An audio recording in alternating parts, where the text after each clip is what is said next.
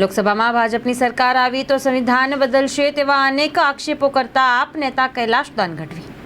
नमस्कार मित्रों, हम जानते हैं कि गुजरात राजनीति की प्रयोगशाला है और इस प्रयोगशाला में जो इस बार के लोकसभा में जो दो डर जो लोगों को सबको लग रहा है इस लोकतंत्र के मामले में, पहला डर कि अगर भारतीय जनता पार्टी की सरकार फिर से आ गई तो संविधान को बदल देगी, और दूसरा डर कि जो भारतीय जनता पार्टी सरकार आ गई तो शायद भारत में इलेक्शन बंद हो जाएंगे, चुनाव बंद हो जाएंगे।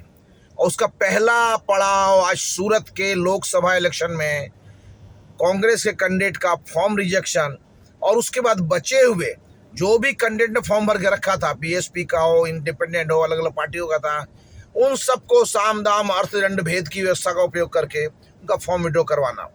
बीएसपी कैंडिडेट फॉर्म विड्रॉ करने तैयार नहीं था, उसको बड़ौदा में उनके यहाँ रेड करना, गलत नाम से उसको उसका रेड करना, कारण कुछ और बताना, पर्पस कुछ और बताना, और उस हिसाब से उन्होंने रेड करके उस कैंडिडेट को भी उठाया और उसको भी जो उन्होंने उपयोग किया, जो डर बताया, जो फाइनेंशियल डील की हो, मगर उस कारण से वहाँ भी उसका फॉर्म में विड्रॉ करवा करके, और वो एक स्वतंत्र सीट ऐसी होगी जहाँ पे अब कोई इलेक्शन नहीं होगा। तो सूरत वालों को सबसे पहले लोकतांत्रिक हक के अधिकार से वंचित किया गया भारतीय जनता पार्टी पैसों का उपयोग करके।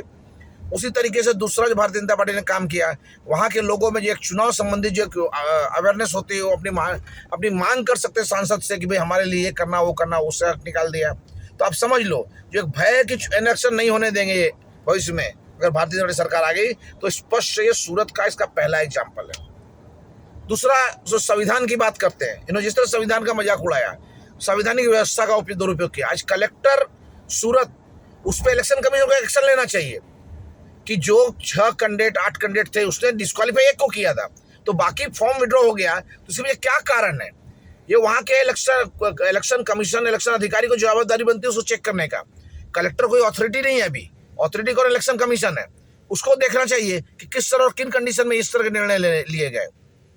आज पूरे सूरत में 17-18 लाख मतदारों को उनको मत देने के हक का विड्रॉ कर लिया गया, और इसका उपयोग भी अलग तरीके से फिर होगा आगे। जो हम जानते हैं अमरेली, भावनगर, इन सब के सीटों पे सूरत से लोगों को गाड़ी भर भर के भेजने में आएगा, जो नॉर्मली वहाँ मत देने नहीं जाते हैं।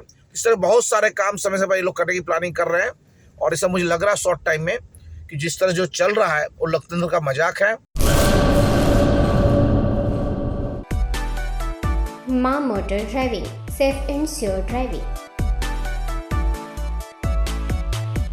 ડ્રાઇવિંગ એ શોખ સાથે આપની મોટી જવાબદારી પણ છે। અમારા ઇન્સ્ટ્રક્ટર દ્વારા સચોટ અને સરળ માર્ગદર્શન